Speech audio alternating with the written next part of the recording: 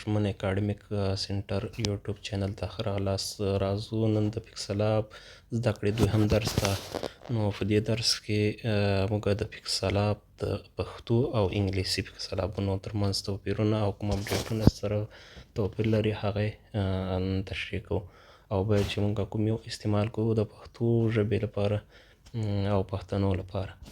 نو موږ خو د دې دواړو ډاونلوډ په درې طریقو ښودلی، چې له پلی سټور نه، له کروم نه یا براوزر نه، او له ټلګرام نه.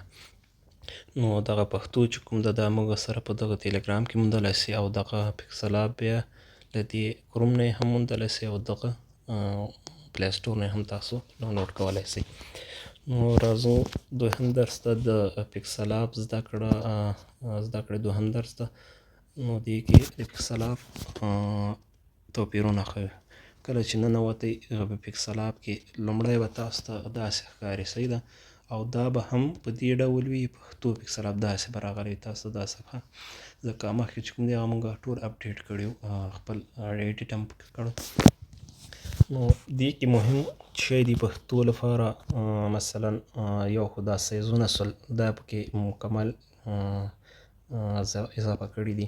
دا یو په یو ورقه ده، او داسې ده د یوټیوب لپاره چې کوم مونږ کار وشو 14/9، دغه د انسټاګرام لپاره، او دا د یوټیوب یا د ټیک ټاک ویډیوګانو لپاره چې کوم شارټ لنډ ویډیو دی A4 ورقه سو. فیسبوک کورونه دي، صحیح ده، ګوګل همداسې، پنټرسټ او داسې ټویټر، دغه ټولې ورقې دوی خپل پکې دلته سایزونه یې برابر کړي او اډ کړي دي، صحیح ده. که چېرته بیا راسو موږ په د انګلیسي پکسل اپ کې ګورو، دا ګوره صرف دا یو رقم ورقې دي، صرف ډیزاینونه یې پکې کړي، صحیح ده. دا د دوی یو هغه ده پکې پارک، صحیح ده، هغو کې تیار موږ ته ورقې بیلې کړي. بل دا پروجیکټ دی، تاسو کې به دا یو هم نه وي، صحیح ده، دا به خالي وي، ځکه دا ما ایډیټ کړي دي او هلته پراته دي. بل چې راسي د انګلیسي کې، دلته کوم پوینټونه چې دي، صحیح ده، د پښتو لپاره مثلا دلته زه ولیکم ړوند، صحیح ده، ړې ځکه چې استعمال، یا کوڼ، ځکه دا ړوند چې ده په پښتو کې ده او په عربي او د فارسي کې نشته. کوڼ یا بل څه ولیکم،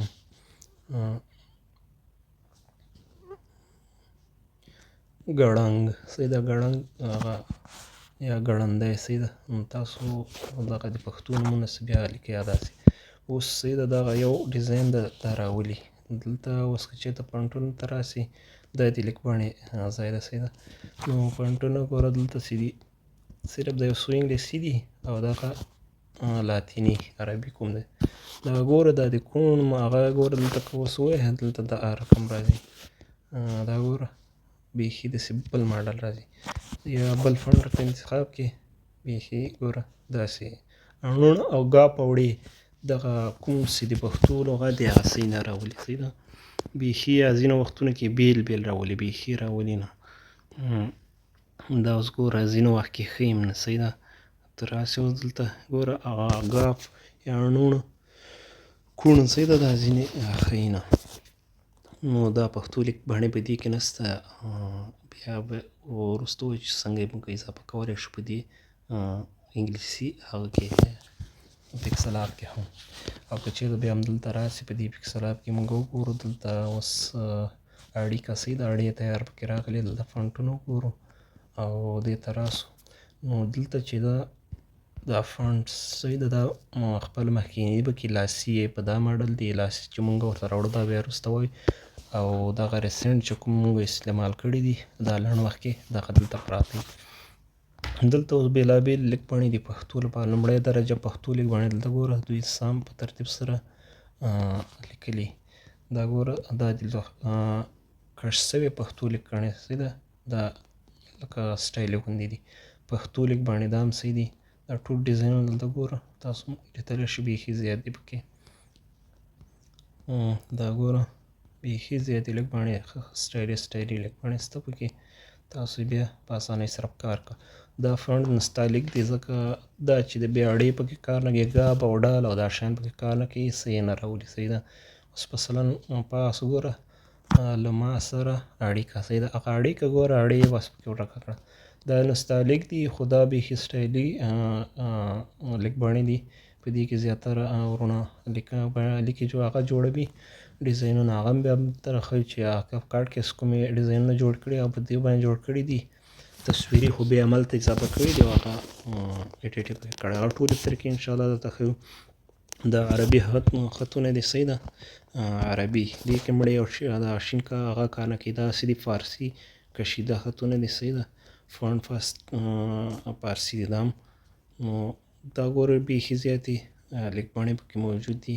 ډېر ښکلي ډیزاینونه پکې کولی شئ. همداسې انګلیسي هم ډېرې زیاتې لیک بڼې پکې موجود دي.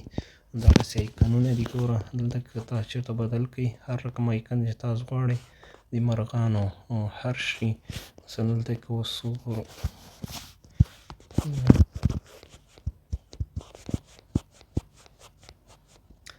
ویډیو آرډر شوله دا ګوره اوس مثلا تاسو هر رقم شیان دلته راوړلی شئ په لیک بڼه کې. نو دغسې دي ایکنې دي د هغې له لارې ورته راوړلی شئ. دا ګوره هر څه دلته موجود دي. پکې ډېر شوقي ډیزاین کړی. دا انګلیسي باید تاسو دغه پښتو وکاروئ صحیح ده. دا ډېر ښه ده. ګوره دلته دا فیسبوک او دا شیان ایکنې ټولې موجود دلته د نبي علیه السلام نومونه او بسم الله ګانې همدارنګه هر اسلامي ایکنونه چې دي دا ټول موجود دي. رمضان شریف خو ښکلي ښکلي ډیزاینونه هر شی پکې دي.